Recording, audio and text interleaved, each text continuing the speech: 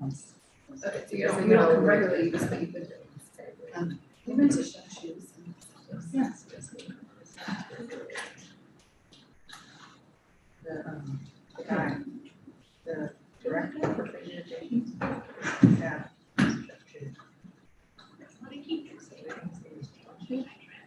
It's true. Oh, it is, yeah.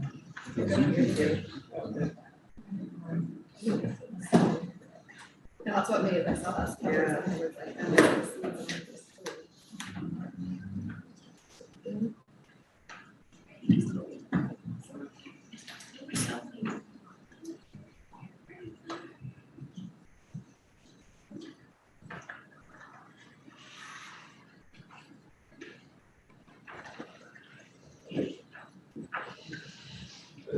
oh, this is amazing. Yeah.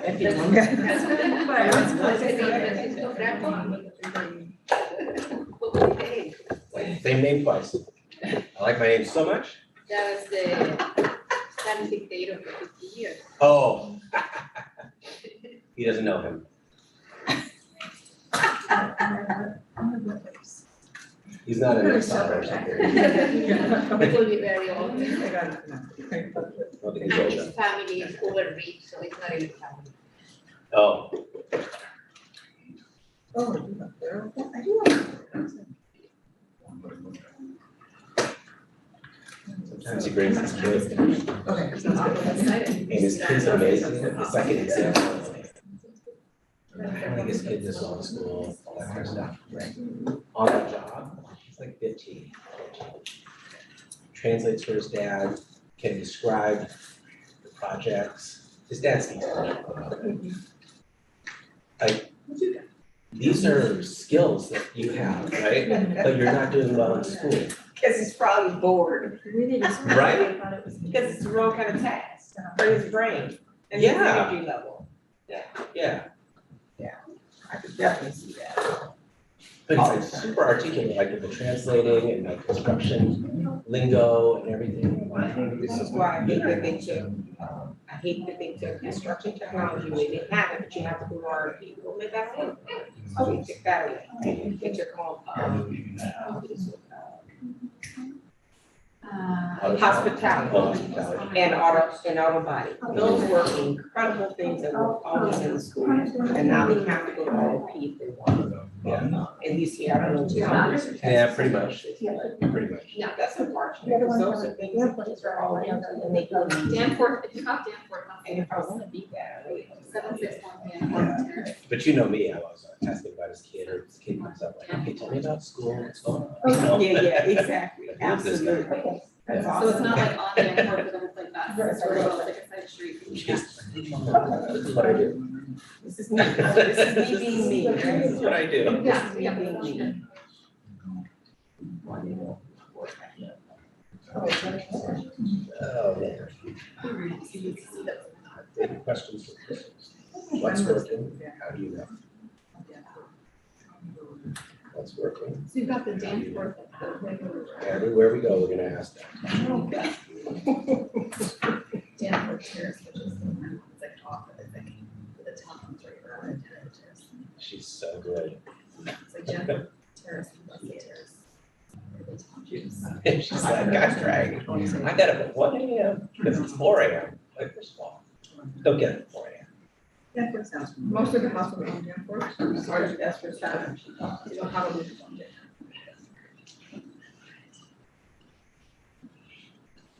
Are we noticing at 6 o'clock at the right? Yes.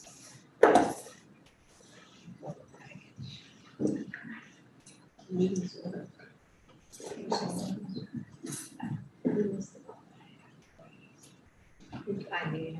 Okay. Okay, good evening. Today is September 21st, and we are opening right now at 6:01 the meeting for tonight.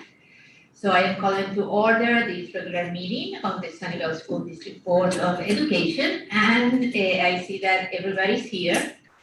Remember that this meeting is available in English and Spanish. Welcome to our wonderful translator. Can you please give instructions for the translation services that are available tonight? Of course. Buenas noches. Se utilizará la función de interpretación de Zoom para soporte en inglés y español. Todos los participantes de esta llamada deben seleccionar su idioma de preferencia haciendo clic en el idioma correspondiente cuando el anfitrión active la función de interpretación. Dicha función se encuentra en el panel de herramientas en el icono del globo terráqueo. El modo de interpretación para esta reunión será el simultáneo. Gracias por su atención y colaboración. Good evening. The Zoom interpretation feature will be used in this Zoom meeting for English and Spanish support. All participants on this call must select their language of preference by clicking the language when the host turns on the interpretation feature. This is found in the world icon located on your feature panel. Interpretation for this meeting will be conducted simultaneously. Thank you for your attention and collaboration.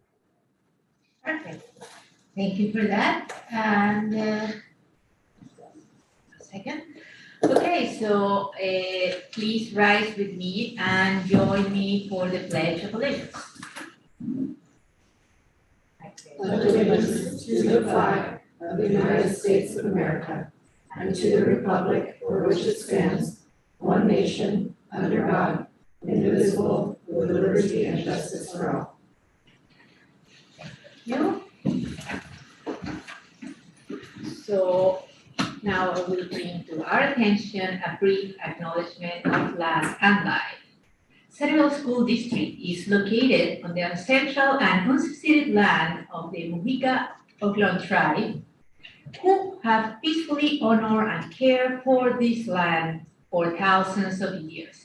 We recognize that every member of the Centerville community continues to benefit from the use and occupation of this land. We acknowledge our responsibility to learn from the wisdom of the Ohlone people and to consider how we might work to repair injustices and to move forward together in honorable ways.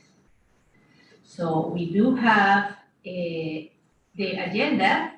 Is there anyone who would like to, next item is to approve the agenda. So is anyone who would like to put a motion to approve the agenda as it is tonight?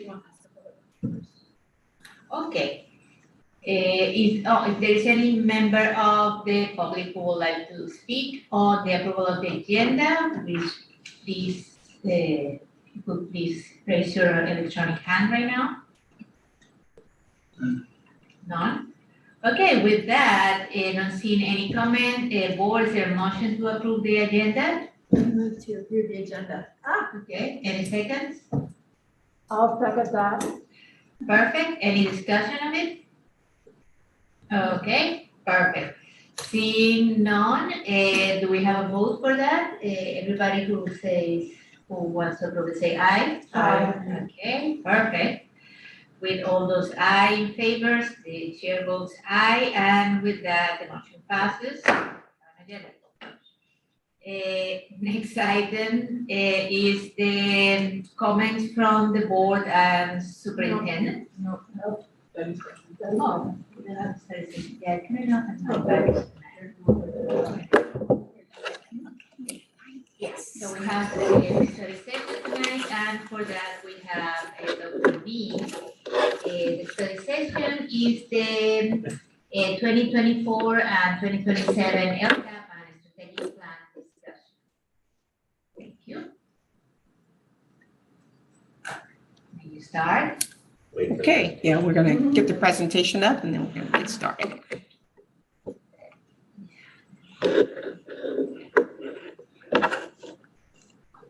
Okay, good evening, board. We're journeying into the next phase of our planning as a school district. And so tonight we'll have an opportunity to kind of recap on our LCAP. Seems like it was just yesterday, right? That's because it was.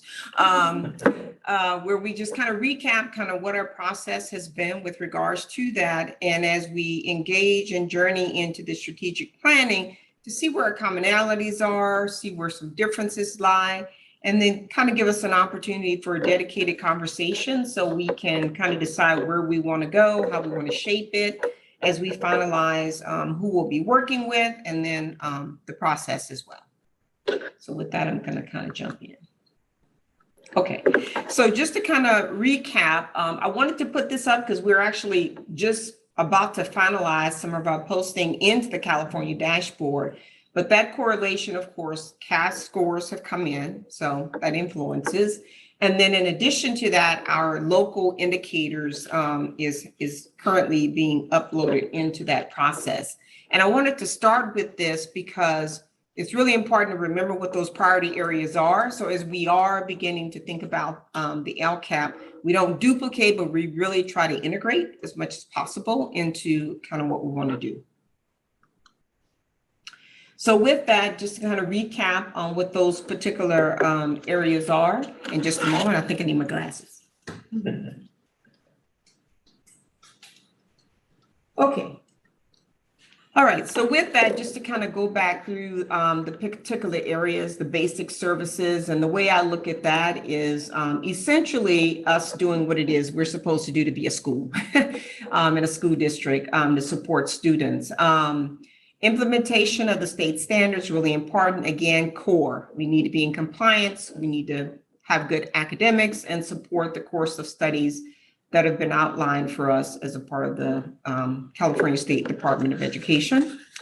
And then parental involvement, really want to highlight that a little bit. We're going to talk more about it in a bit, but that's a big component for us in particular too, as we get into talking more about the strategic planning just a little bit. Pupil achievement, we've done a lot of work around this and we'll continue to do so. And that's a critical component for us, just progress monitoring how we're doing, in particular our English language learners as a part of that process.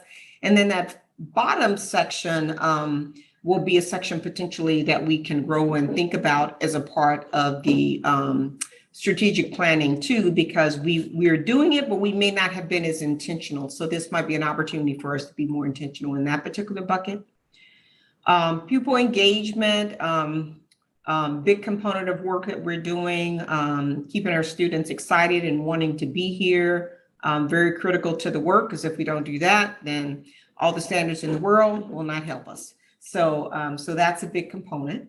Of course, we want our schools to be safe, our climate on bucket 6 there, and that engages really everyone, you know, in the classroom, what students are doing, the community, operations, just the typical safety issues to keep campuses nice. Course access, again, just be sure that we're offering what we need to, in particular at our middle school levels, what we're offering and exposing our students to, and then of course, other pupil outcomes, just other ways by which we're looking at and expanding opportunities for students. So those are the major 8 areas at the state level with regards to the indicators. And so in this slide here, I just kind of highlighted the big areas that we've kind of emphasized. And even though I reviewed all of them, some of those areas we're not responsible for. I want to emphasize 7 and 8. While we're not responsible for those things as a part of this process, we really do want to think about them because it does influence what we teach, how we teach it, what type of access are we providing to our parents, because regardless of if we're high school district or not, we need to be cognizant of what they need, what's happening, because the preparation starts with us. So we're not required to do it, but I think we'll engage in that in the most meaningful way that makes sense for us as an elementary school district. Okay. So with the local indicators, our primary areas are listed here. As a part of our LCAP approval, of course, we did approve these. And so these standards are up and visible for us to view and for our community to view and see how we're doing. And this will also be our guiding force a little bit as our strategic planning continues. Okay. So with the LCAP, we're currently, as we've talked about, we're in year 3 of our 3-year plan. So we're implementing that 3rd year as I speak. And so, so with that, we will be engaging into the next cycle as we get closer into later this year, like November, December, we'll begin to start in on that process. And so the state currently is viewing the recommendations that have been presented to them. And so that'll be going for approval. So fingers crossed that we get something early November, which will be very helpful versus getting it later in January, February, because that would be really more difficult. So hopefully we are able to get something that's helpful. The last meeting I went to did emphasize that for the most part, that the tool should look the same. The template should look pretty much the same. Hopefully that's really true. But the questions and what they're asking and how it looks and what data we're going to look at or what types of things we need to put there may be changing a little bit more. So we'll have that.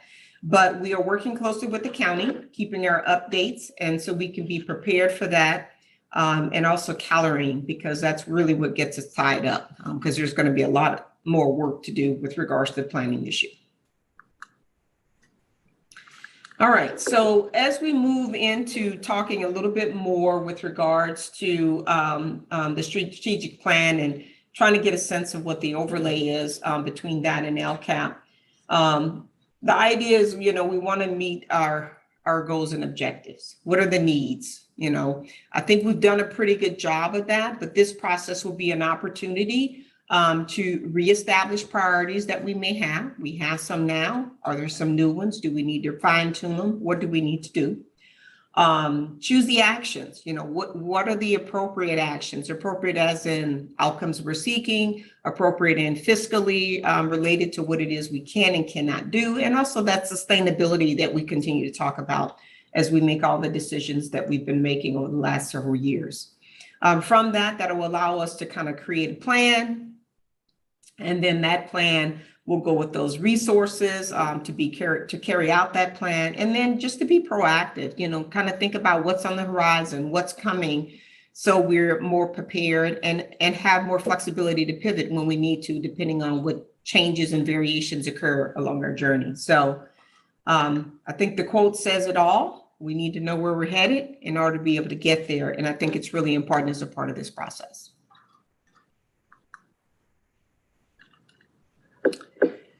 So what is strategic planning? I mean, it can be as big and massive as you want it to be, or it can be as small as you want it to be. Just depends on what we're trying to accomplish.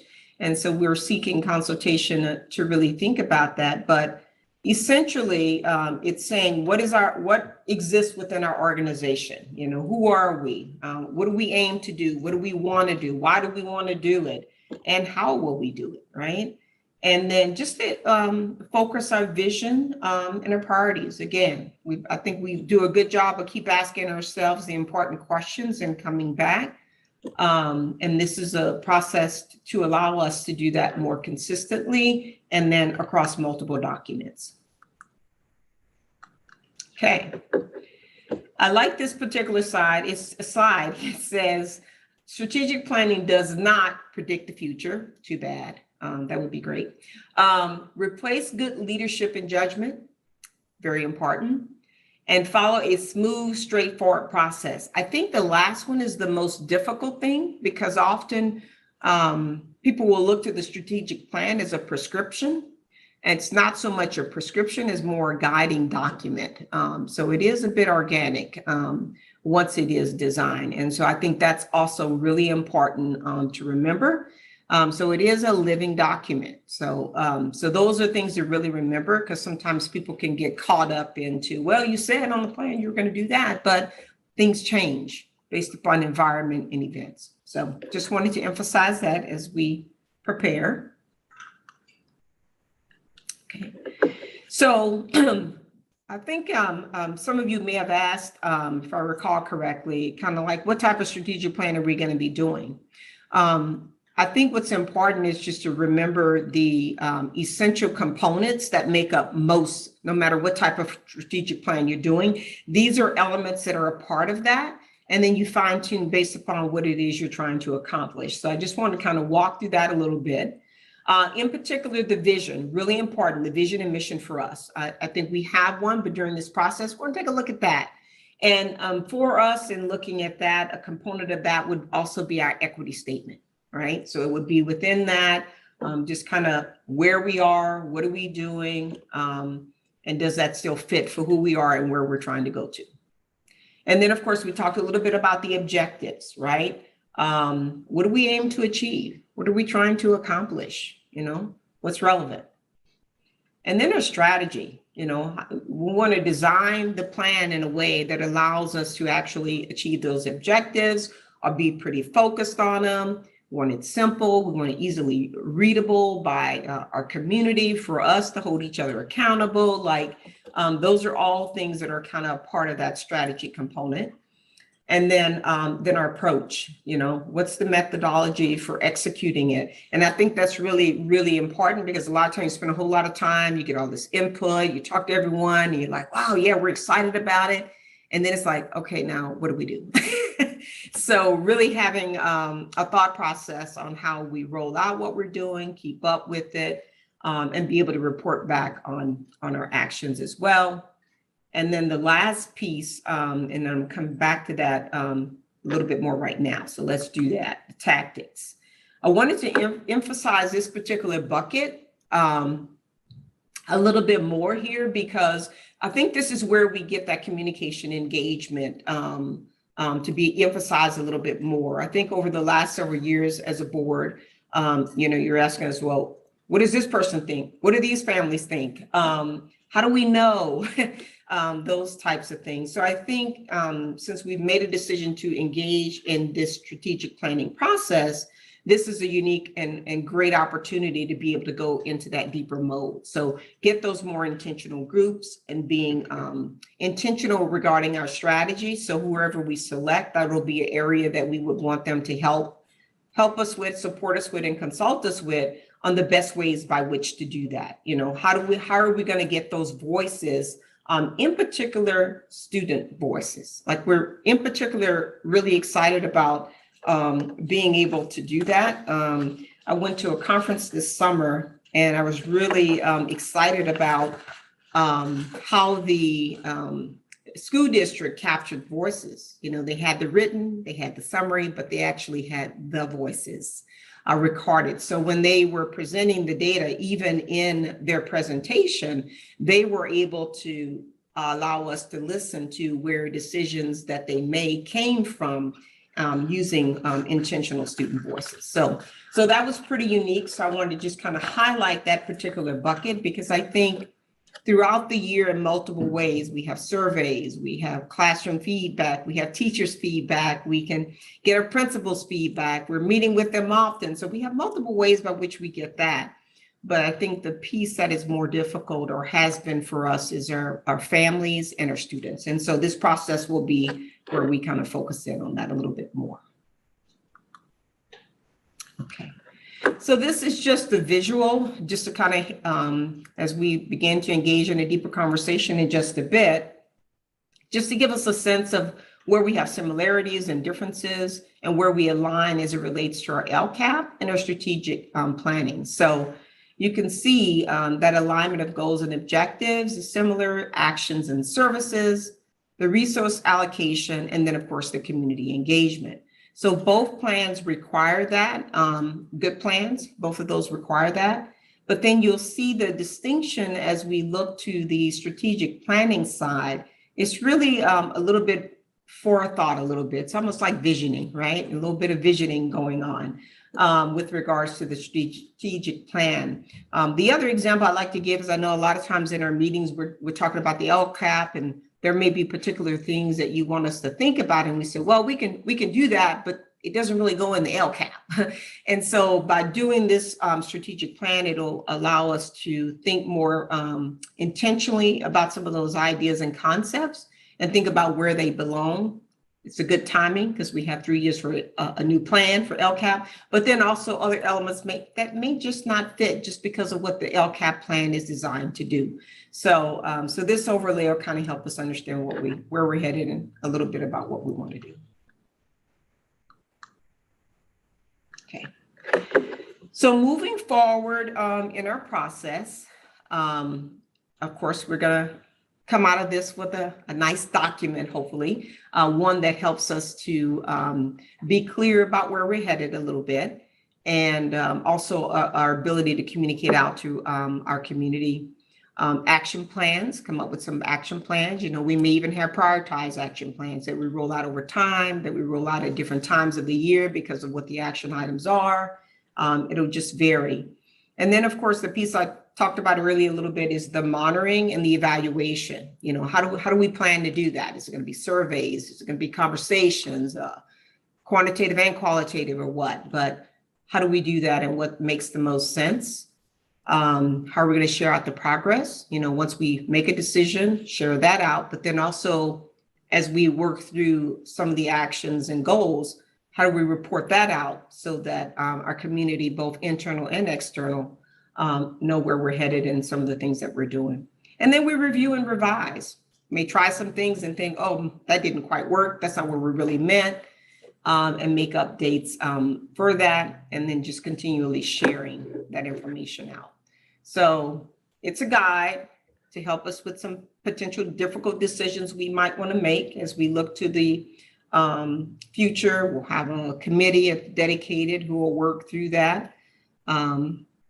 Miss Aaliyah Wilson will be working very closely with me as we move forward in this process and deciding, you know, who else needs to be a part of the intentional work.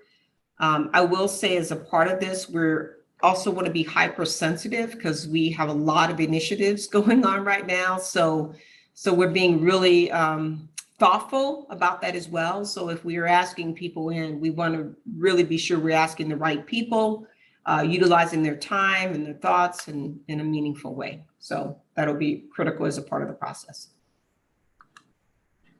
Okay, so this is a bit of a visual to kind of give us a sense if everything goes as planned, I'll put it that way, and we get our updates from with regards to the LCAP template, we get that one planned, then that'll feed nicely in because sometime by the end of October at the very latest, we would hope that we have a selection of who's going to be our consultant to work with us. And then simultaneously with that, we will be getting coached and trained by the consultant, and also coached and trained from the County Office of Education and the Department of Education on the community input, as well as the LCAP and what's to be expected. So we'll be back and forth. I think both processes will have the capacity to inform each other so that both plans would be really good.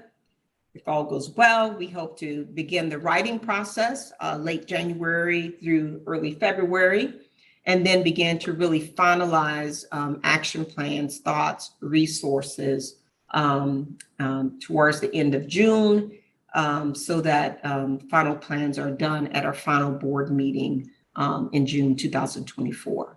So that's generally speaking kind of where we are in development for our planning with both of these.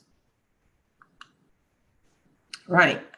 So at this time, we presented some questions to you to think about, to kind of help us for this final portion, to just kind of guide our discussion a little bit. So I'll put the first question up here, and then if you have any other questions before we jump into that, Dr. Gallagher, I don't know if you have any additional remarks you want to have before we jump in, but open to questions at this time. Yeah, no, just a few thoughts in reflection. So this is new ground, right? So it's going to be a new process for all of us. One thing that a strategic plan can help us do is define our capacity, right? So it's going to give us a general direction, and when ideas come up, it's going to help us decide, does that fit? Does it not fit? Like, what are we already doing that's aligned? So it's going to kind of a good strategic plan, in my view, captures all the major activities that we're doing, so we can make decisions about like what else we're going to do or not do. What we've told, and Tasha kind of captured this a little bit, when we've talked to the consultants in our initial conversations, we've told them we're doing a lot of good things. We're not really looking for a lot of new things to do. We're really looking more to refine what we're doing and make sure it's the right things and it's focused on the outcomes that we have. part of the purpose of a strategic plan is, a big piece of it is communication. And then in my reflection, I was thinking like it's kind of external and internal. So external, it communicates to the public what it is that we're about and what it is that we're doing. So it's a good communication tool, which is why Aaliyah is so critical in this work. She's excellent at that. And then the internal communication, it helps us with our internal, whether it's staff or even students, teachers, parents, we consider in this case internal. It communicates like, well, what it is that we're doing, like what's most important to us and what our multi-year plan is. And in terms of a plan, strategic plans typically are longer than the 3-year cycle that the LCAP is. So I don't know, I've seen them from 5 to 10 years, and that's something we can discuss. But I think it makes sense now, since we're gonna do all this work in developing the LCAP, that, you know, with all the community outreach and all that, that we do them in tandem, if not overlapping. But then in future iterations, that won't be the case. Like, well, you know, it's not gonna, I guess in 15 years, maybe, you know, imagine something like that, depending on how it works. And then in terms of a review cycle for a strategic plan. So the LCAP, what we do for that is like, we actually review and do the whole thing every 3 years, as Tasha mentioned. And then the state asks us to, and it's a good practice, to monitor our progress on the LCAP annually, but we don't make any substantial changes to it. We may make maybe some tinkering year to year. And I would suggest that the strategic plan is similar, but maybe even less tinkering. It should, like, if we do a good job with this, it's like really a visionary document that if there's some metrics, maybe we review those, but we're certainly not reviewing our vision every year. Like that would take us off course. Like whatever we come up with for vision, mission, equity statement, and hesitating to use the word pillars, but like the different consultants we've worked out and said, like, what are the pillars of your organization that really are foundational to what you're doing? We would want, if it's a pillar that suggests that it's foundational, we would want those to stay the same. So in terms of a review cycle, maybe that's on a slightly different cycle than the LCAP. And that's something we don't have to decide that right now, but as we work with consultants and learn more what best practices are, we can review that. So there's just some additional thoughts that I've had. Okay. Great. So with that, you have questions, or we can start with the question. Where do you want to hit? Any public comment? Yeah, let's start with public comment, I think. Okay. Before we start talking? This one. Yeah, it's gonna be. Okay, so is there any public comments referring this particular item, which is the study session? Please raise your electronic hand now.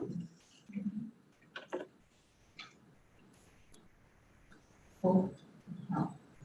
None. Okay, with none, then we move to our questions and discussion. Who wants to start? Do you want to do them one by one like this? Does that work for you? Okay. Sure, let's start with those questions then. So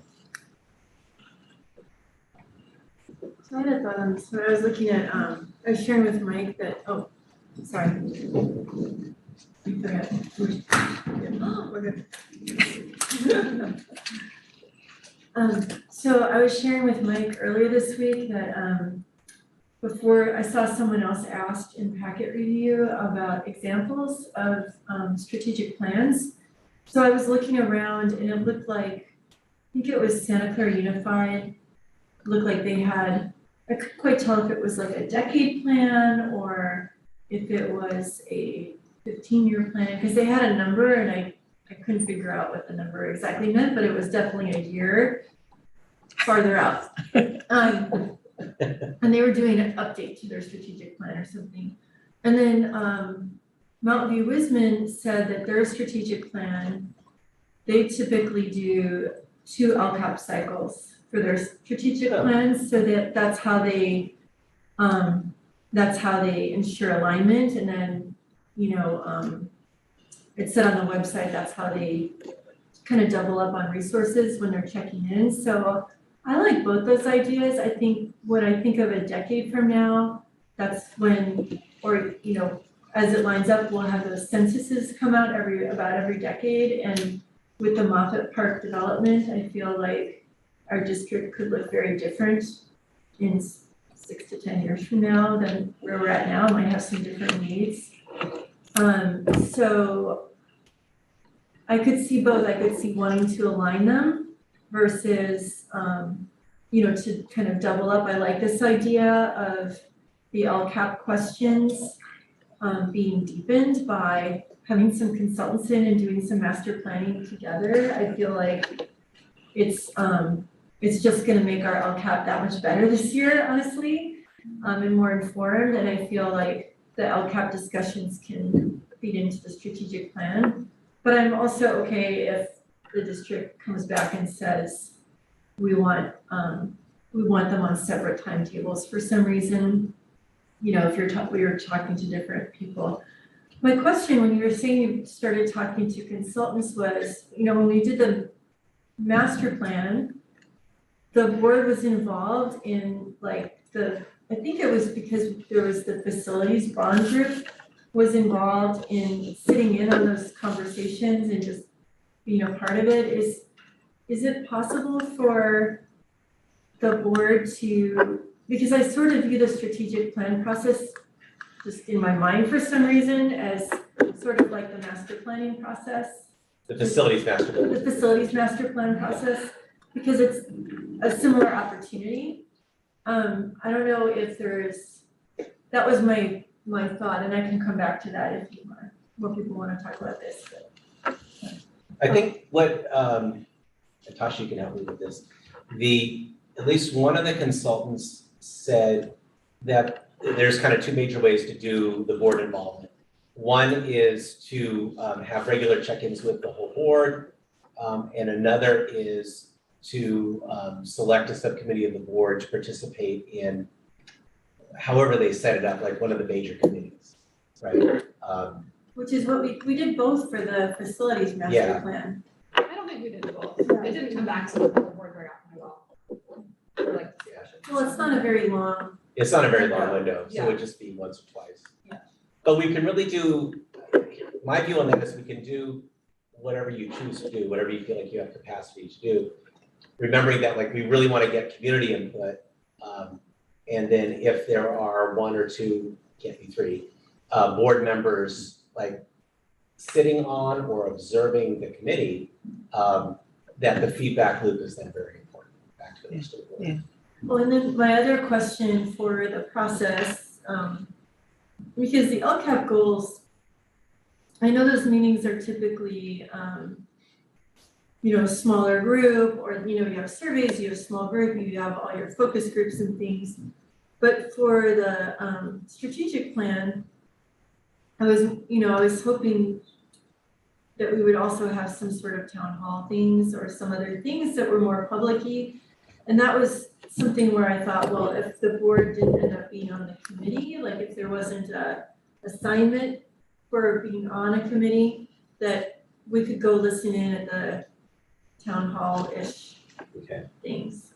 Yeah, As part of the process, I don't know Right. what the word is. yeah, what we've learned so far, some of the other details, in talking with the consultants we have to this point, and of course they'll go deeper once we decide what it is we want the strategic plan to lead us to, basically. But the size of the audience depends on which questions you want to ask and what types of answers you want to get. They were very clear about that. So if you just open, you know, just like general input, the bigger is good. But when you really want to get a little bit more depth, you really want to hear the voices more intimately, then the size of the group begins to shrink. So those are some factors that are considered, whether it's really large or that it comes down to a little bit smaller level. Well, I would think you would want both. I would think you would want a combination, right? Yeah, those, and also I would think that we would like both for our participation, so sort of, it's only 6 months, I think. So it's some sort of involvement or presentation somewhere along the line, and probably two of us going and being more active and then coming back every meeting and giving a little brief of what's been going on this month and getting feedback from us. So my reflections on having done the strategic plan, not only, so my reflections on doing strategic plan, not only in the educational field, but with other professional groups and organizations, is that the group that is leading. I'm sorry, maybe you could just move the mic under here. So I'm gonna take my lead from them about what it is that I need to do rather than. They were going, Put it underneath your shield. it's up here under your shield. Yeah, oh, sorry. I was signaling for that. Okay. Is that, we need to give time for discussion so that we all are on the same page about what it is that we're wanting and seeking before we decide how we want to approach different dynamics of group work, subgroup work. By having two people just be a part of all of this and be actively engaged in it does not give board direction or reflection. It only gives the individual's ideas and input. And I don't believe that the outcome is as healthy for the organization that way, because it's a misrepresentation of who you are and what your role and position is. And we are listeners and we are conveners for the public to give input to us. So I don't have a problem with going and observing meetings, but at the beginning stages, we're trying to listen and become informed to be equally as engaged in sharing what our thoughts are, may not yield the voices and the input that we want to have and create more of an honest, open dialogue. I think that there are touch points where we can come back to. I think it's certainly appropriate for us to look at what we're doing now and have a deep dive about, are there parts of the current plan that we want to keep? Are there parts that we feel are no longer serving us as well? What plan? We don't have a strategic plan. Well, we have had some vision, mission, those kinds of Elements. Elements, yeah. And we have had strategic plans, and they've been sparked. So I want to do something a little bit different, and that's my reflection. We need to look, we have a mission and vision, and let's do a deep dive on that. And then see about observing, reporting back, and having those bigger group meetings where we can all talk and see what we're thinking, feeling, and other as part of process component to that, because it's challenging to get into wordsmithing, but it's more important for us to make sure that the vision that we're seeing and hearing is being reflected into that. And sometimes when you're at an individual meeting, you get into the minutia and the wordsmithing rather than hearing and seeing what the vision and mission is from the group, and seeing if this is aligning with directions that we want to go. So there's my thoughts about it, but to wait till the very end to not do anything and then have something presented to us, and then we're asked about our input. Need to be check-ins. Need to be those check-ins. So, yeah, I wanna say. Yeah.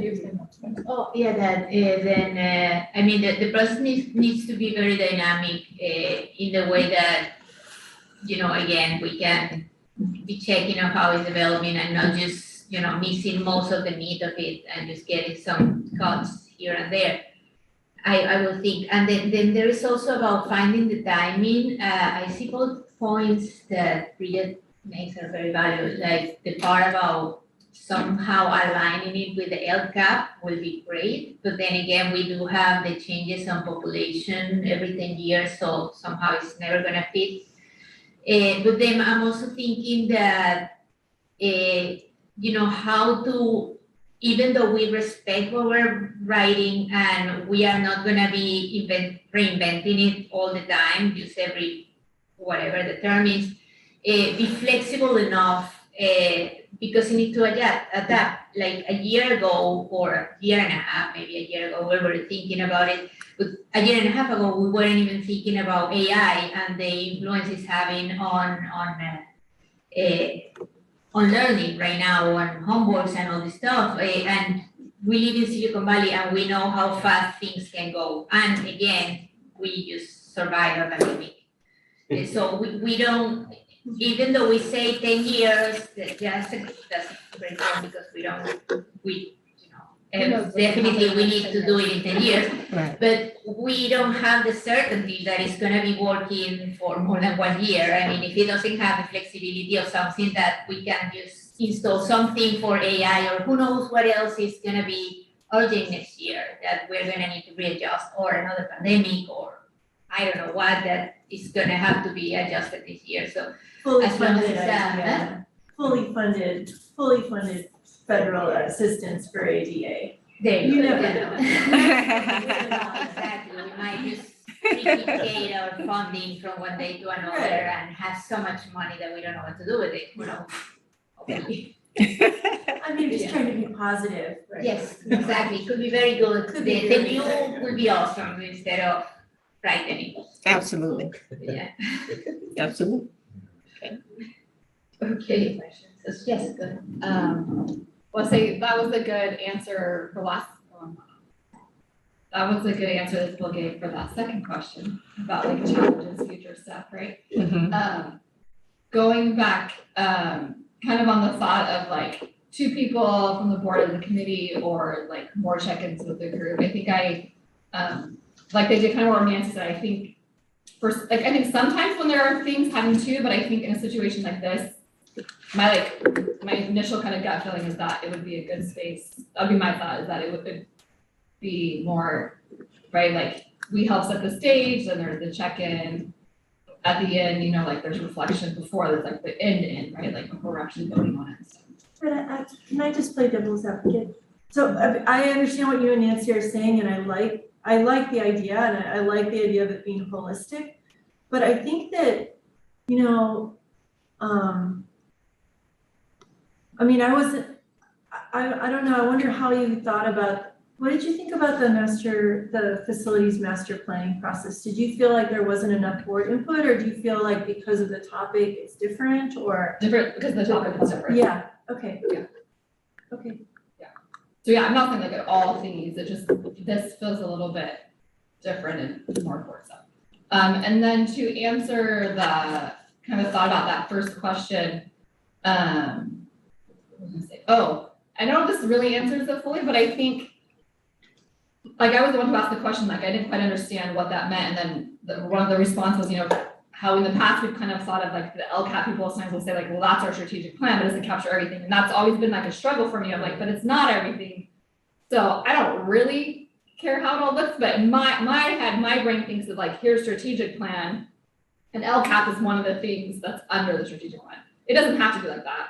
But that's like how my brain looks at it. So I'm just throwing that out there. But however, like staff wants to divvy it up in a way that like communicates well to the public, it's good with me. Yeah, let me, I just want to hone in on that comment a little bit, Michelle, just because I think it would be helpful. Yes, that is definitely how we're thinking about it in many regards, because in addition to that, we also have other frameworks that as a part of this process we look at. So we have our reading, our literacy framework, we have our math framework, we have our English language learner development, we have our anti-racist framework. So we want to be looking at all those frameworks with the as well as the LCAP informing it, but these other frameworks and plans that we function from on a daily basis will also inform and support how we design and look at the strategic plan. So there's definitely alignment there for sure. This is all really, hello, is this on? I think it is, but it's just, Hello, okay, anyway. This is all very abstract to me, having not been part of the facilities master plan, and honestly, strategy wasn't on my strength finders either. I am curious about the workload, if we do align the LCAP in the strategic plan, if we do it on a 2 LCAP timeline, if that's a heavy lift for staff to have to update both. And I'm also curious about what you guys see as the dichotomy between the strategic plan having to be a living document that is adaptable and also something that exists across a multi-year timeline. Like, are we saying as an umbrella thing that captures all our, does something like AI need to be part, that's not part of the strategic plan, all these like things, to what extent does it need to be a living document and adaptable versus how broad is the umbrella that it's supposed to cover everything, I guess. Okay, so you're speaking of the strategic plan in that question, right? That's what you were, okay. So the idea is that it's living in that life could change as we know it next year. Right. So from that standpoint, then we would need to tweak. But not like so new, like, okay, there's AI. Well, we probably will have a technology or a digital something potentially that may happen or we may learn is a part of questions we're asking to design the plan. So while I'm going to use AI because you use that, so it would be AI. So we wouldn't be like, oh, changing our strategic plan because now AI is really moving, because we've captured as a part of the strategic plan elements that we need to consider for technological advances and things that move as we grow as a district, but also as we grow as a society. So you want it to be organic enough that you can address that issue and then feed it back into your plans and then feed it back into LCAP if it's appropriate to do so. But so it wouldn't be like the really minute small details, but big global changes that might be occurring. And then we may need to come back and say, hey, currently our plan actually is not addressing what is a pretty major thing going on for us now. We may need to come back to the table and talk about that particular element. So I hope that helps shape it a little bit. But anyway, Bridget? Yeah, so I was thinking, oh, sorry. There's further questions. Oh. Oh, okay. I thought you were building on hers. I'm sorry. I was, but go ahead. Well, we can do that and then we can come back to it. What was the other question? The one about the load of LCAP and Oh, yeah. strategic plan for staff, like. Okay. Does it help or does it freak everyone out? Yeah. Well, to be honest, the whole thing's going to freak us out. No, I'm just kidding. So just get it all done. No, but actually, this is probably less of a overbearing process because we already were predicting and knowing we had to do our LCAP. So if we can integrate processes, it kind of actually in some ways helps to not feel like a duplication, which is really important right now, and also part of our commitment to our leaders on the sites that we've committed to them this year. So that from that standpoint, it will be better. Will it be a heavier lift? Absolutely, but that's also why we're seeking a consultant. So we're not taking a whole lot of time trying to figure out how to do it. We're just more taking our time to do it and do it well. And set up the systems that need to be set up. The other critical thing that we will do as a part of this process is look at what we already have. So is there something that we already have scheduled, something we were already planning to do that we could actually capture what we need to do? So for example, we were already planning a dedicated meeting for our special education families. That's something we plan to do at 1 or 2 this year. So we're going to take those times, and a part of it is going to be to get input, as well as do whatever we were going to do before. So we're just trying to look through the year. What are the things that were already on the calendar? Where can we build on those or change what they were going to be more appropriate? And then see, okay, where are the holes now? And then put those additional things on the calendar. So that's how we're going to try to approach the work. And I think that the timing is perfect now that we're also adding the equity summit for the kids per se, not the whole community as we used to have every year. Now we're gonna have 2 equity summits for the type of children in our community, and this is a perfect moment to adapt everything. Okay, so now I want to add on, and I just want to say that as the person who's little survey came back with achiever dinging a lot of bells. This really excites me because I was talking to somebody last summer. They were talking about Singapore's water treatment program and how they started off with no drinkable water. All their water was shipped in from off of their little island from the city. And because they had a long strategic plan, I think it was like 30 years or something, it was a really long time. But because they had it didn't stay static, but because it was that long, they actually have drinkable water, they recycle all their water, they have all sorts of things that they can do, and they're 100% using their own water right now, without really having wells. They're just like really recycling all their water. So I think it's really exciting to have an opportunity to say what are our longer term goals.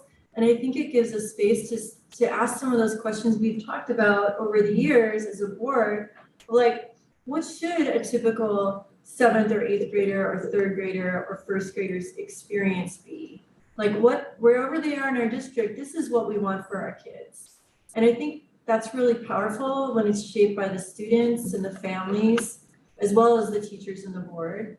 And I think that those things, like what we want for them, is probably not going to change that much, but the how of how we get those things will change, and that can be addressed in the LCAP and in our updates. So I'm super excited that we're doing a strategic plan this year, and I'm really open to different levels of participation, and I would like. But you want to see the data, which I think the board members probably share that to varying degrees. Yeah, and so like for me, I don't need to see who said what, but I would like to read the conversations. Like when we had, when the disproportionate numbers came in for the students who were assigned to special education, you know, over ascription of our Hispanic students, just when I read, I actually like reading the notes that go with it, where the families are talking about what they're experiencing.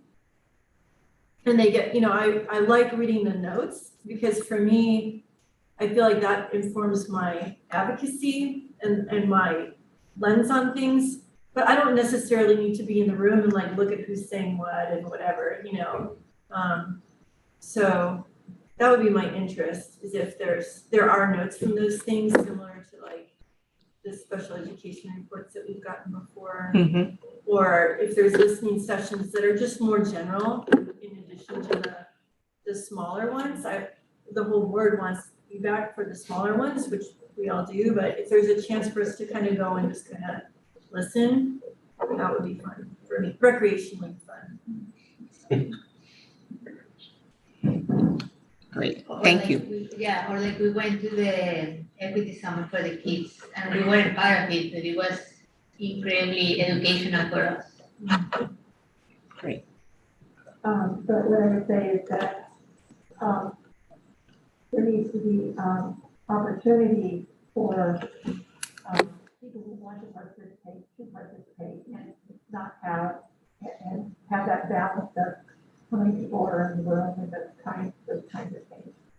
I'm talking about the big Zoom rooms or the, Where our presence wouldn't interfere with the process. Right. Yeah, well, we have, every time we have an equity or a summit, or every time we have a Lyceum, then, you know, it's the whole board's invited. 120 people in the room. Yeah. They are just gonna stop doing something because one of us or two of us sitting in a corner. I like the idea of us being there as witnesses rather than in addition to active participants. I guess I'm still a parent, but as witnesses primarily. Okay. Okay. I think part of Bridget's comments kind of answered the third one. Look at, we're just like, just looking at the questions, people are just kind of moving along. Yes. Maybe there's other people who have thoughts on that, like measuring. I mean, that's important to me, but for me, my initial thought, I guess right now is like, I don't know how we answer that until we have like the information people, like once the strategic plan is starting to come together of like what people want, seems like that's the time we would then these are the things we're gonna measure. I don't know. What does the performance on there mean? What does that refer to? Like performance of students metrics or performance of the strategic plan? It's actually open-ended, Oh. like as you think about planning and visioning and you set out a plan, you know, and of course we will learn more and this could change. So this is just to get our thoughts moving, but you know, how would you envision and how would you want status reports, for example, to be reported back based upon that? You know, there's qualitative, quantitative, but what kind of qualitative, what kind of quantitative, what would be helpful to you as a board in your governance, guidance, and input? So more so from that lens. So relating to, so is that question more relating to like the process of it, like what are the things we want to measure to say like, hey, did we do a successful strategic plan process? Process, but also implementation follow. Okay, so it It could be pre and post. Okay. That is correct. Yeah. That is correct.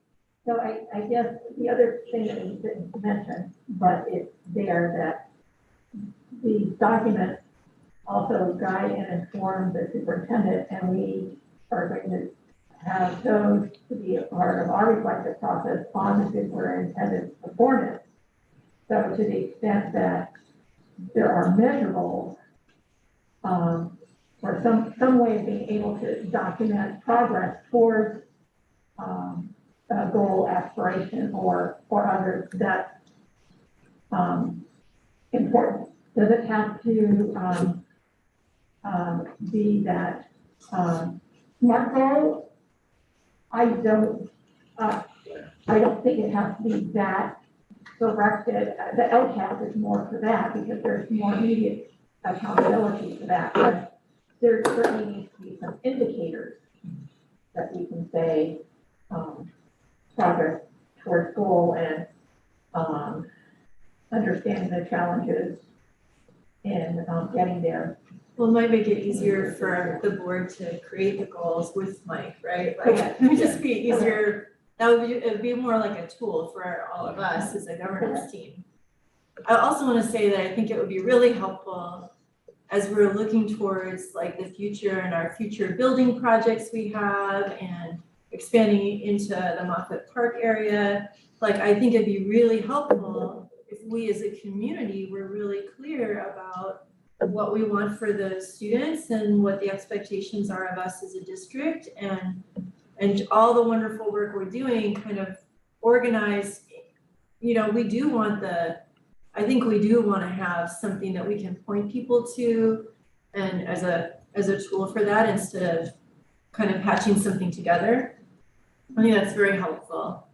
And I just want to say again, what I really feel like, just like with the facilities master plan, even though it's a different topic, I think it's a really cool opportunity for a superintendent to get to do both, like early and, you know, service for the district, right? Like you really can kind of shape it with vision. So I think that's a pretty great opportunity. Yeah, thank you for that. And I really like the Moffett Park example, just because, and I don't know how it fits into a strategic plan. I don't know how it, you know, shows up. But to me, it's a good example because in any one year, we're not going to worry about Moffett Park.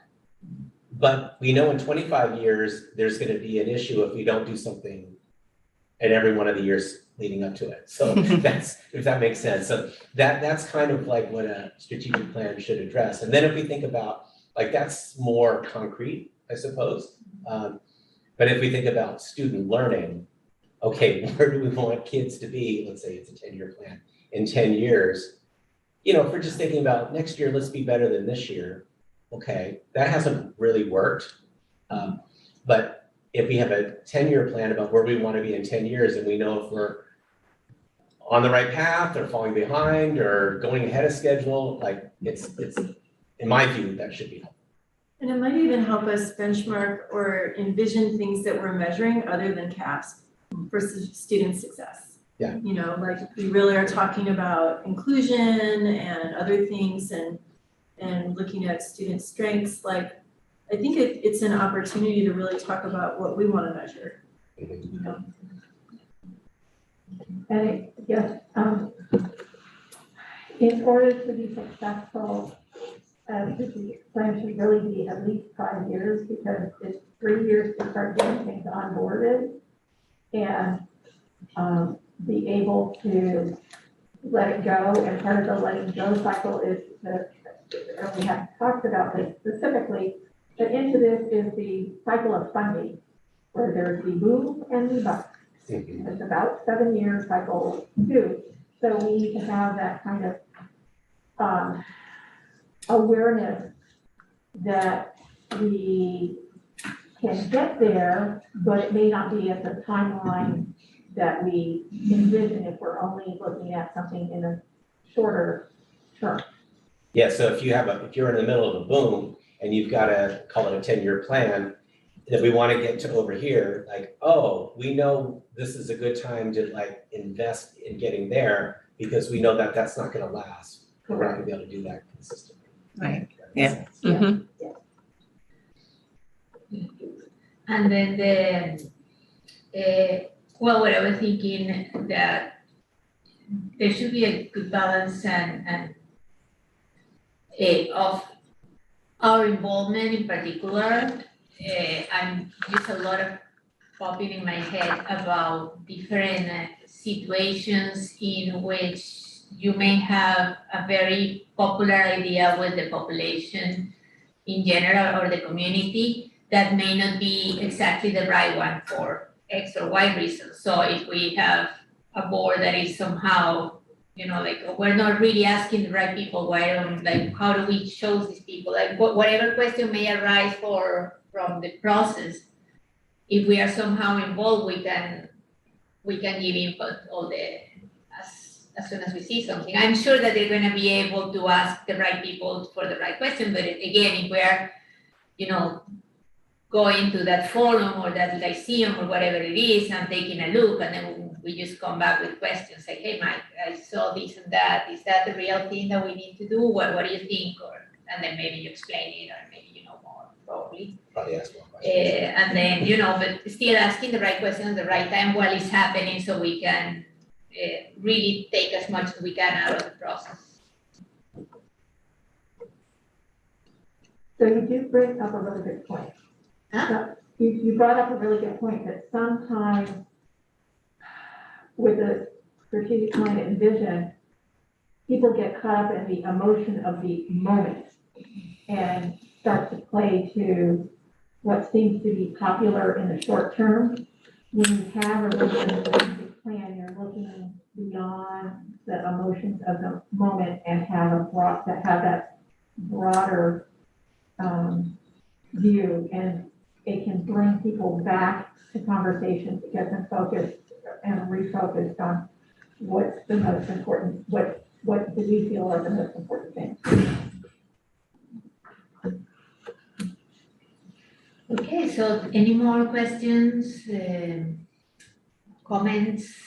Do you have? Huh? Yeah. You have? So I'd say this kind of ties like the last two together, kind of the what voices and then a measuring piece. I was thinking about, when we said like, oh, measuring is kind of both. I was thinking about the question, and I think this was maybe related to facilities master plan or something else, but someone had asked at the beginning, like what is your measurement? Like, this will be successful if, right? So I was like, okay, like this strategic plan will be successful if. And I think the biggest one for me is, which we talk about this a lot, right? Is like making sure we're actually getting the voices, not just trying and inviting them, but actually getting the voices of the people that we traditionally don't hear from.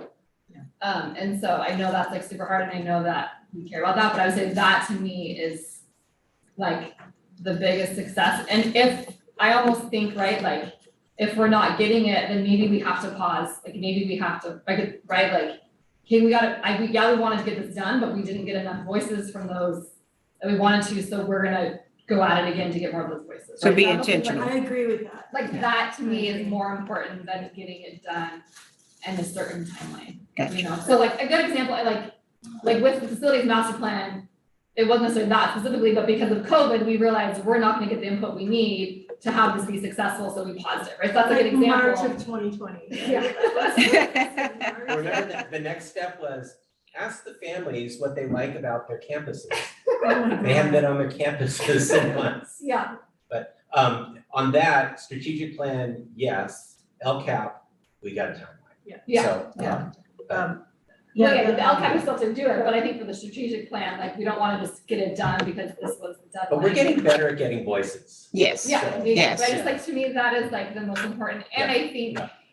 like another kind of side piece is like, I think it's true with like families and children, but also with teachers and staff too, right? Like, we usually, right, hear from the same teachers and the same staff, right? Or we usually hear from the same families, like the people who are the ones who are like have lots of things to say or have the time, or, you know, there's maybe whatever that is, right? So I think it's not just true of our families, but it's also true of staff too. So like, that family engagement is what I think is most important to me, but also let's try to hear from staff that we don't normally hear from, right? Like classifieds and certificated that maybe aren't usually at the table. Let's do what we can to bring them to the table. So Thanks. I guess what I would say for a measure would be, can anybody who looks at this plan see themselves with some reflection as a part of the plan? It doesn't have to be an air confused with every single thing, but can you see yourself? And the one thing that we didn't talk about with intentionality is the community. That's what is distinctly different than the LCAP model, that while we engage the community, it isn't necessarily that we're going out and having different community our community partners and agencies necessarily be engaged in the entirety of the LCAP process. But I would like the community members. When you say community, what community are you referring to? I'm talking to our community partners with whom we partner, Like facilities master plan, like the bigger group. the bigger group that we partner to, invite them to a town hall. They don't have to necessarily be a part of the focus group or not, but it's important that the community as a whole, our taxpayers, our future kids coming in, the perceptions of the community, and be reflective, but more importantly, be engaged, because we need them for implementation of this strategic plan. And they don't feel that they've been heard, or we're using their assets and knowledge base in developing it, because they hear different voices than what we might hear, once again, and would be able to reflect them into that. Then I think that would be a missed opportunity. Well, yes, go ahead. Specific to that, the community input is scheduled for November, December, and I realize there's no like time when everyone is not busy, but I feel like that particular time, there's gonna be a lot of people who are very busy. So I will be very busy. I feel like potentially The holiday window. the holiday window isn't necessarily gonna be our best bet for getting all of the community input that we need. And then right into like, I don't know when Lunar New Year is this year. It's probably in the January, February window too, so it's just not a Yeah, good those time. dates aren't, they're just a general idea, like these are the activities we have to do generally at around this time to get us to the finish line in June. So, Yeah. Perfect. Any more, please feel free, this is the time. Okay, well, with that, then we're gonna close this section. Thank you very much for your good presentation. discussion. Thanks thank you very much for bringing all of this work together and all these comments, and thank you for, bringing the strategic plan now. Thank you. With that, we shall move to the next point, but we're gonna get the usual 5 minutes that we have. The 5-minute break is right now 7:10, so hopefully we'll be back around 7:15 to continue our meeting. Thank you.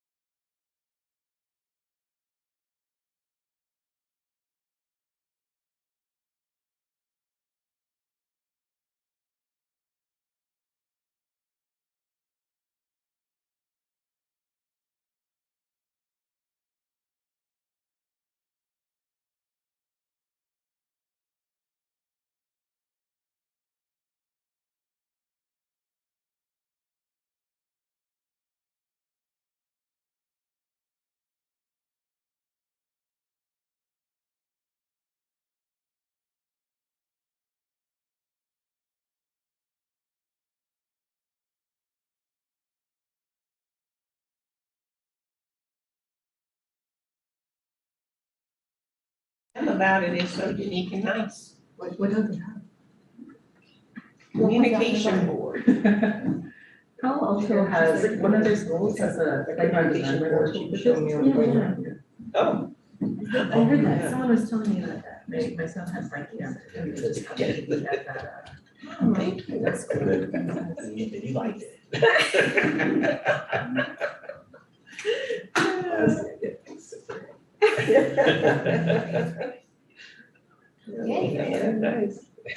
Okay, so we come back, now we are also online, and now we're in item 4, comments from the board and superintendent. As you saw, we're gonna start down the line. Nancy? Yes, I've been doing a lot of reading of articles from EdSource and EdSurge. Just a really dramatic kind of time here. I wanted to let the board know that I've done personal advocacy, contacting our federal representatives about the extension of funding from the American Rescue Plan Act that is due to sunset, and how it really helps schools with Head Start funding and with some preschool funding to try and balance things during the period of low enrollment, and also providing PPE and lots of other things, not only for school districts, but community at large. I also wanted to say that I'm in process of looking at the webinar that was put on by the Asian Pacific Islander School Board members recently, and that looks very interesting. I can't wait to finish it. The big thing that I saw on Facebook the other day was a communication board on a public school playground. I've never seen that before, but it makes a lot of sense to me. And I shared that with Dr. Gallagher. So that's what we're kind of talking about, that it would send a wonderful message not only to our schools, but to the community as a whole. And it could be a great resource. So one of those interesting things that we can choose to explore at a different point in time.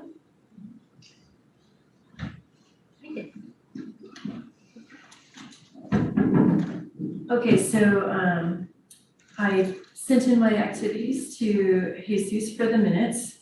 A couple of things I wanted to say. I really enjoyed going to the Black and Hispanic Student Summit and being able to observe that going on. There was a lot of work happening. There was some pain and joy and just tons of hope and empowerment. I just thought it was just an incredible thing. And especially because this one adult who was there said, "Oh, I wish that this would have been able to participate in this when I was a student," you know. And I just thought, okay, great. So it was very inspiring and positive. So I want to thank the whole team for putting that together.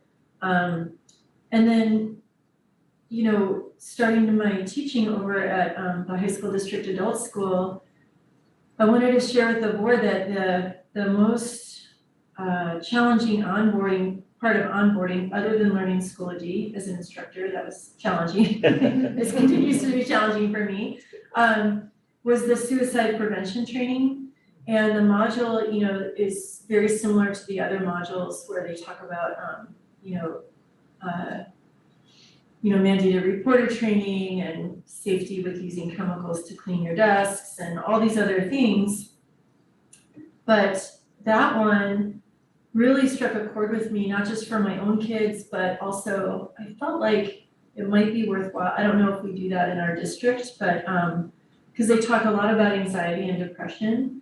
And I don't know if it would be applicable to middle school or even upper elementary, but it was a little scary, honestly, but they had concrete examples of things to look for and concrete examples of where intervening really helped and made a difference. So that was actually positive.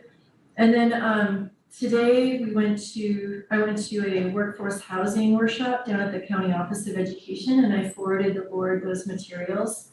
And I'll just say it was pretty well put together. They had, it wasn't just showcasing one model, it was, they had Mountain View Wisman who had developed their own workforce housing and talked about some of the challenges and strategies they used. They had someone who talked about city and county and state incentives for ADUs. They had somebody who was talking about, from San Jose State, talking about a new program that they're just beginning right now. They've got a big project planned. And then they had someone talking about first-time homeowner sort of and low interest or no interest grants. So putting 3% down on a home or a property, and different kinds of incentives and programs that were done through the county. So the materials are all in the email I sent you just for sharing information. And yeah, that's all I have for now. Thanks. Hello? It's Dawn. Okay, fantastic. After our board meeting last time, I drove to Sacramento and I went to the API Leadership Summit there. I already shared this with the board, but I'll share it broadly again, that I met a woman there who went to Fairwood in the 70s, and then she went to, I think she said it was Madrone, which Columbia used to be, and then ended up graduating from Homestead. She is currently one of the first Asian American legislators in North Carolina. She went in 2022, and there was someone else who went in with her, otherwise she would be the first, but they're the first two. And I just thought that was really cool. And then I came back, and then the very next morning we had the SEF monthly meeting. Lisa was there as our new board rep. I'm still on that board as an at-large member.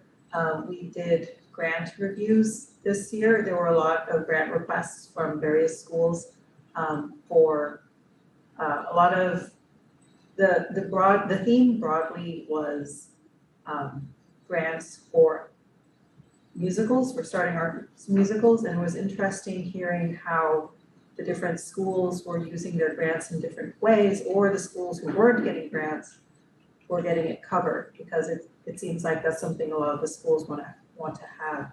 We also discussed, and I feel like maybe we should talk about this Agenda. I don't know if we need to agendize it, but I think we need to make it more, I think we need to talk about, SEF needs to talk about this with the board, I think, with Jeremy or with the rep, about where SEF grants should go and what the district will cover, because I think there's a degree of Right. confusion there, and that should be sorted out. Yeah. We also had a governance meeting for SEF. We are also looking at our mission and vision and principles. Let's see.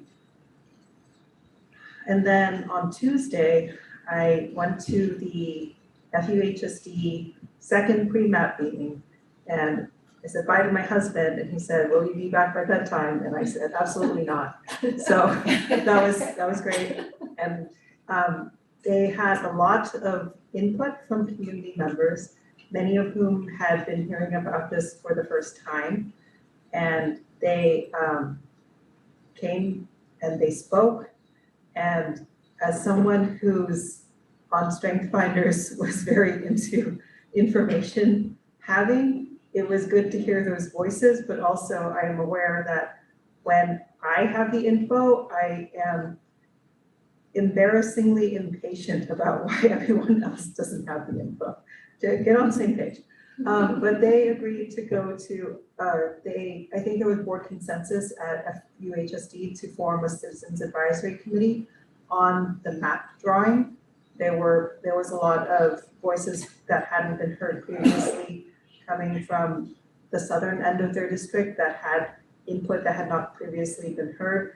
And there was a lot of advocacy specifically from the League of Women Voters about forming an advisory committee, and that seems like what they're going to be doing. So that's exciting. And Great, thank you. Michelle? I'm just gonna share one kind of just personal thing. So one, I'm excited for the CLSBA conference next week and that our district's presenting at it. But I'm also sad because next week is the early out days and it's my last year to have early out days for a kid. And if you guys know, like, I love summertime, I like love having my kids home. And so I was so bummed like a month ago when I like saw that it wasn't the same week. Dang it, I'm only gonna have 3 of the days. So I'm gonna make the most of my last 3 days of my like short parent teacher conference week. And maybe I'll just start like encouraging middle school to do it too. Just kidding. And that's it. Well, thank you for that. Well, let's talk about the last few weeks. One of the most exciting things that I was also with Bridget there for the Equity Summit, the Students Equity Summit. And from that, I think I have shared already with with Dr. Gallagher and different people from our cabinet about how great it was. But also it was a great opportunity to actually sit with the community and the parents and the grandparents and hear from them. But as the topics of the day were, anti-racism and equity and things that we could do better, it was very eye-opening to hear from them certain things and certain comments and things that were they were experiencing that I didn't know were happening. So it was good to know. And others that apparently already we knew, some that we didn't know in the district, some particular complaints, for example, like about some staff, and then when I say like, hey, I heard this, and everybody from our team like, yeah, we already know, we're working on it. So that was great that we're up to many things already, and we're working hard to improve and do our best. And other things that happened in the last few weeks, well, we are almost there for the Unity Conference next week for the CLSBA, which is very exciting that we're going to be very well represented, that the whole board most of the board is going to be there. And we were working today on our presentation, and we've been working also as part of the CLSBA as a group to make it work. And I learned how to do quite a few things for them because we're trying to communicate to most of the school board members and superintendent to let them know that it's happening. So I push myself to learn new things in the internet to be able how to communicate with as many people as possible in a certain amount of time. Then also this week we've been working hard. A lot of things were happening, and Bridget went to that meeting. I couldn't go to the meeting with the county that is related with our local shelter, which looked at that in few ways we're moving backwards instead of forward. And we're gonna repopulate our Hamilton warehouse with children apparently in the next couple of months, which is not good news. But still, we have been working with the local Sunnyvale Community Center and other agencies to see if we can find a better option for children and families that are in a tough situation. And I will say that I haven't all my activities with more details to Jesus for the next meeting. Okay, just two quick things. So Dr. Benson and Dr. Hardin Lindsay from the Anti-Racism Institute are in town this week, doing two things. Dr. Benson is taking the rest of our district leaders through the Anti-Racism Institute that all of our principals and assistant principals and many of the district office staff went through last year. And then, so they go through that training and then they get the coaching for the rest of the year. And then while they're here, Dr. Benson and Dr. Hardin Lindsay are meeting with district staff who were trained last year and principals on site, working on their anti-racist goals, which really are focusing on rapid data cycles, rapid cycles of collecting data on student performance so that we can make adjustments to our practice so that we get better results. What's the term we've been using? Significantly better results. Significantly better results this year. So, for example, I had my session today with Dr. Hardin Lindsay, and she's really, really good at like, what's your push goal? What's your next? Okay, so what do you anticipate as a challenge? And so how are we going to address the challenge? And then, what's your push goal? So that's good. So that's exciting that work is continuing. And then the second thing is on Monday, we're going to get the results of the survey on the bond and parcel tax that we did with the community. I think I told you in the weekend update that the initial results look very promising, which is good. But I want to hear, the in-depth stuff and like strategically what that means. The options are kind of March or November. As I'm hearing the work we're going to be doing around strategic planning, we need to be thoughtful of capacity about what we could do if we were going to do a March election. So we'll just see. So we'll have more information on that the next week. The staff, and I think 2 of you were invited to that as well. And then we'll get a report to the board on how that went and like what our next steps are around that. So that's what I have.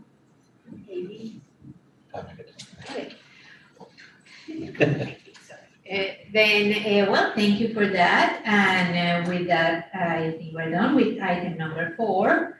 We're moving to item number 5 of the agenda, comments from the Sunnyvale Education Association. If there is any member right now online that would like to raise their hand and communicate with us, please raise your hand.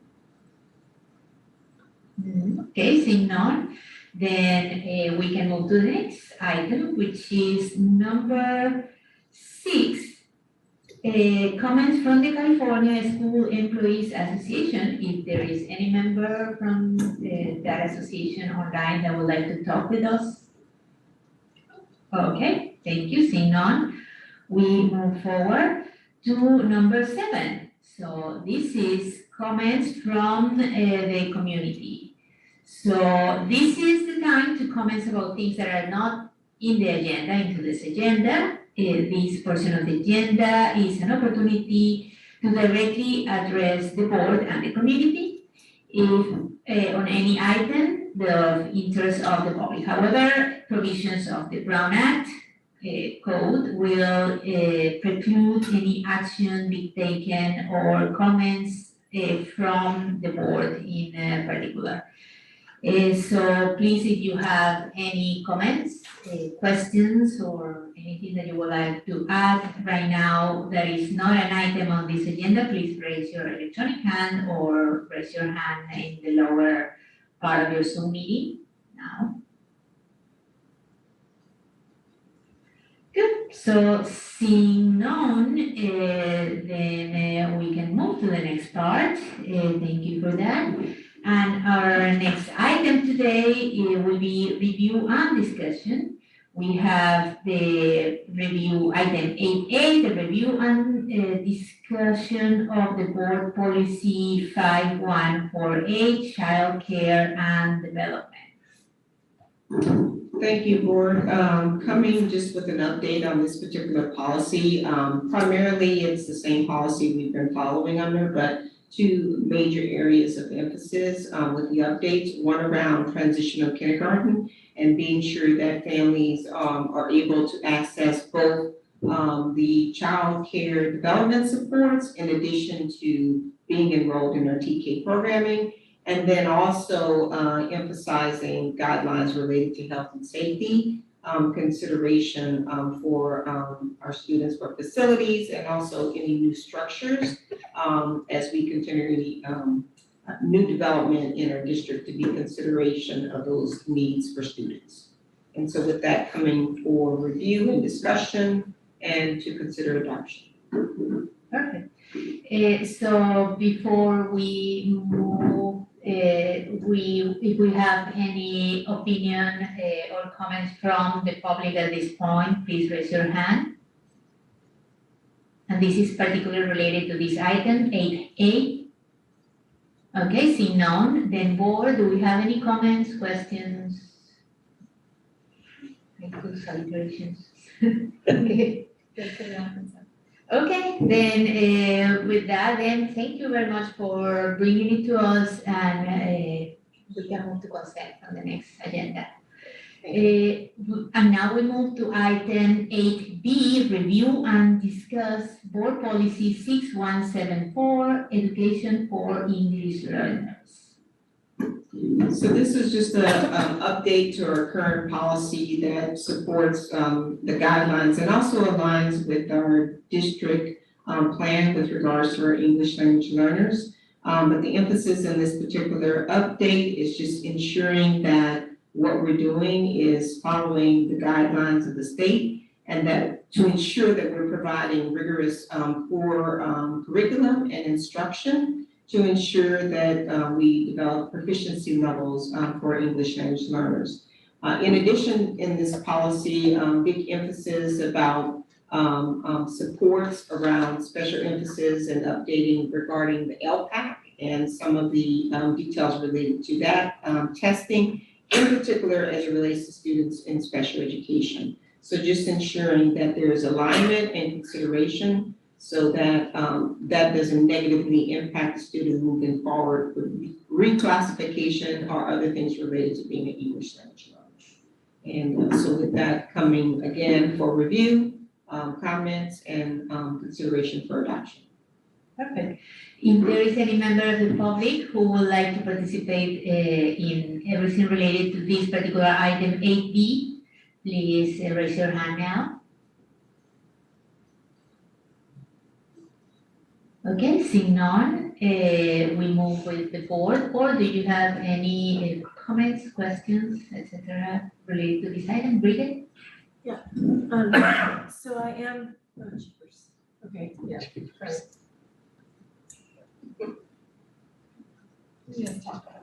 Yeah, if you just talk into it, it will pick up your voice. Okay, so I am interested in learning more about the LRT process as I don't know if it has to be a whole discussion session, but maybe, as we're gonna be getting more data on English learners and the Hispanic community in general, maybe as a discussion item, as a preview before that, or after that, or whenever it's convenient or appropriate, but I would love to learn a little more about the LRT process and not just for process's sake, but just, what does it really mean and how is it really used and I think we can include that in the meeting, not next meeting, but the one after that, when we're focusing on English yeah, learners. that would be, I think that would be good. yeah, if it's possible. Okay, that was my only comment. So maybe I missed it, but what's LRT? Language review team. It was in the packet of the question, like the response, and they said, well, maybe that would be an area to focus on, because my question in the packet was really around like, well, if we're trying to meet the English learners' needs, then like, I know there's something called a individual language plan, an ILP, and then I was informed in the packet review that we actually have a language review team process for students where it's similar to an IEP process, but it's different somehow. So like I would like to know what that is. Like what is similar? Yeah. So I'm just kind of interested in it because I know we're trying to tailor instruction. I know there's a lot of intentionality that goes into it. But I'm just Okay. I just like to learn more about that process. Okay. I'm curious about why on page 3, about halfway down, oh, I lost it. Oh yeah, no, I found it. About halfway down, we crossed out using multiple measures including, and now it's just not using multiple measures anymore including, but just the California Assessment of Student Performance and Progress. We took out multiple measures, why? I'm trying to find that page, so I'm voting. It's in the third. So under identification and assessment, like that's the bold. And then it goes, it's the third, it's like a really big paragraph. underneath the entity. So like English learners, Second academic section. achievement. Oh, you broke your computer. You know, it's my impression that sometimes the updates from CSBA are not good. Like, I was really unhappy with their word choice in the last one where they said this writing, and I'm like, who says that? Who says that for instead of document, statement, Somebody could have done. essay, this writing, the writing, I mean, come on. That's a good point. We don't have to follow the CSBA always. I mean, if we follow them, we'll stay out of legal Yeah. trouble generally, Sure. but you're right. we can Right. use But this seems intentional, saying that maybe that we don't want multiple measures. I think it's around because this is related back to the LPAC, and the LPAC is considering that. And also, as you think about a part of the LRT processes, these are things that are supposed to be feeding into that, very similar to the CAS. So I think they're saying, if we follow those practices, that practice is actually doing that. So to say this again would be redundant because we're referring back to a process that incorporates those processes into it. So I think that's where it's coming from. It's just like it's a duplication, so it's not wrong or right. And so it's actually up. So if that was something we still just wanted to keep there, we do have the option to keep it there. But that's why it was removed. Well, and I also thought it might be because they're saying that it's good, in the sentence, it's saying that they will any additional subject required by law, and so they're like making it very specific to like things that are like legally, we're gonna do it this way. Like we can measure things however we want to, but legally we are gonna comply with this particular, well, that's how we're gonna meet the legal requirement. That's how I read that. That makes sense. But this writing of something, come on. I'm gonna support it because we voted for it, so still. Think we're go consent. Okay, so I think you can move to consent. Thank you Thank you. for that. They do know it's Bridget Riley, got it. Yeah, it's like, that was a couple ones ago. I'm gonna watch out for that again next time. Good. Careful. Okay, with that, I mean, today is exciting. I don't think we have ever done less than 2 hours. It's not over yet. No, that's we're gonna move to consent agenda items. Yeah, that's true. Let's, any items on the consent agenda is subject to review and discussion prior to being approved by the board. If necessary, any items may be removed for separate action. The public may address the board regarding any items on the consent agenda. If there is any comment from the public, please raise your hand now.